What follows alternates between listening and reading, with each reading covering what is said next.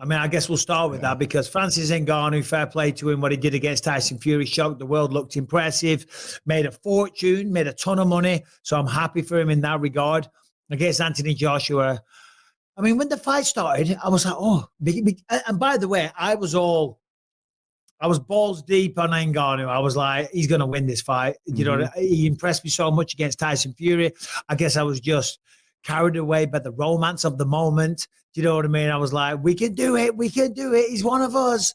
No, that was far from the truth. But to be fair, what happened there is what should happen when a mixed martial artist fights one of the very best boxers on the planet. Ngannou started aggressive, started throwing a few shots. I was like, whoa, he looks confident. He looks skilled. He looks fast. And on the flip side, Joshua was just taking his time. Just chill. And that's the difference right there, because Ngannou physically can throw shots. He's coordinated enough to where he can throw a good punch and all the rest of it. Of course he can. But it's not about that. It's about looking at your opponent and waiting and seeing what he gives you, looking for the openings, right? I'm going to throw this right hand as soon. Look at his patterns, look at his movement patterns. Right, okay, now I've got you. And he just waited. Woof, that first shot that he threw, absolutely perfect. Boom, sat him down. Same in round 2, and then the follow up. Just to be honest, you got to admire that. It was beautiful. The timing and the power of that. Yeah, Joshua looked incredible. Even physically, he looked really faster than maybe we've seen him in the past. But it seems to me Anthony Joshua took Francis Ngannou a whole lot more serious maybe than Tyson Fury did. And maybe that's what we have to maybe accept a little bit, that maybe Tyson Fury slept on Francis just a tad. And I think we have done that to a point. But you're right. That's exactly what should have happened in the Tyson Fury fight. But to be fair, Tyson Fury and Anthony Joshua are two completely different styles of fighters.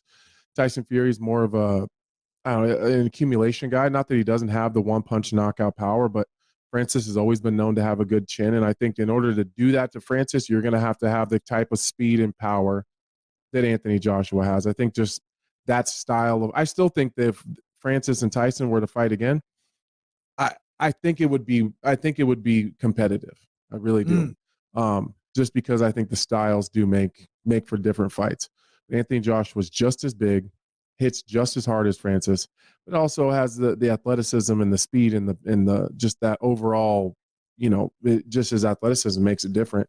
And it was sad, but I don't feel that sad for Francis. Like, no. He made $20 million. So I know it sucks. It's embarrassing. You got some egg on your face right now. You still have great opportunities ahead of you, and you made an absolute shit ton of money. So hats off to Francis Ngannou. No, fair play. I mean, how could you not like the guy afterwards? Right. I saw a clip doing the rounds where they asked him if the knockout hurt or something, and he's like, I didn't feel it. and he said that's the beauty of a knockout. And I must admit, like, for example, when I got knocked out of UFC 100 against Dan Henderson, didn't feel a thing. And then afterwards, I wasn't even sore. My jaw wasn't hurting or anything like that. Yeah, put me to sleep. Didn't know where I was for bloody hours. But that is the benefit of getting sparked out cold. Yeah, you're not present. You're not present. 5 rounds, kind of like Cheeto did, and we'll get to that in a little bit. And congratulations to Sean O'Malley. Yeah, that hurt. But the one-punch knockout, boom, and it wasn't one. It was 2 or 3 big ones. But, yeah, they don't hurt. But the fact that he was able to laugh and kind of be self-deprecating and laugh at his own demise, if you will, it's endearing. It really is, So fair play to him. I thought Anthony Joshua handled himself with absolute class. He didn't even really celebrate. And I guess that was because, as we know, as we just said, that's what should happen. Yeah, he probably was like, that's exactly how this should have went. If it went any other way, then I messed up. When we talk about Sean O'Malley, right, you look at some of the things that he starts to do, right? First guy to have custom shorts. He's got 9 fight bonuses now. Chill. This dude is landing 6 out of 10 strikes every time he throws. He's got 6 knockout wins. But to your point, when Sean O'Malley sells out the house before the event starts, when Sean O'Malley has, 20,000 in there going crazy for him when his music hits, when the pay-per-view does gangbusters, when he starts to feel like he is starting to break out. You take note and wonder aloud, how big of a star is this kid and what is his potential to be a star down the line? For me, the biggest thing is, Jill, we were in there for a bantamweight title fight. Bantamweight title fights don't headline pay-per-view cards very often. And when they do, they are on the card with a whole bunch of other great guys. But it was very clear last weekend that people were there to watch Sean O'Malley.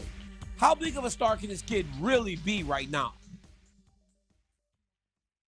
Daniel, when we have the greats and you're one of them that says, you know what, I'm done. Here's my gloves and I'm not coming back. They'll go to a press conference. It happened with you. It happened with Brock. It happened with Ronda, just for examples of names that people will be able to relate to. But all the media asked Dana White the same thing, which is basically, what are you going to do now? Now that your career as a promoter is over, right? We got this thing. It's star-driven. Your star's just retired. You're in big trouble. And Dana always laughs. He says, well, we'll try to figure it out. He's never taken the time to explain one concept, which is when there's a huge star in the room, he sucks all the air out of the room. We don't need new guys. We don't need to go find new guys. We just need to give them an opportunity with the media without the star that's taking all the shine.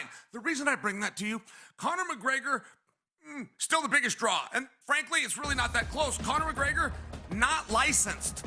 Conor McGregor, does he even get to go into that category if you're not carrying a license? One of the reasons moving Conor to the left is so you can insert a guy like O'Malley. And I hear all these comparisons and I realize he's not Conor just yet, but I'm only telling you that's because Conor says he's coming back. If Conor was to come out and say, nope, I am done, O'Malley would suck those fans incredibly quickly. That's the part that everybody seems to miss. The fans don't go away. They just jump to a different bandwagon. And right now, that man right there, that is the biggest star in our sport with a license.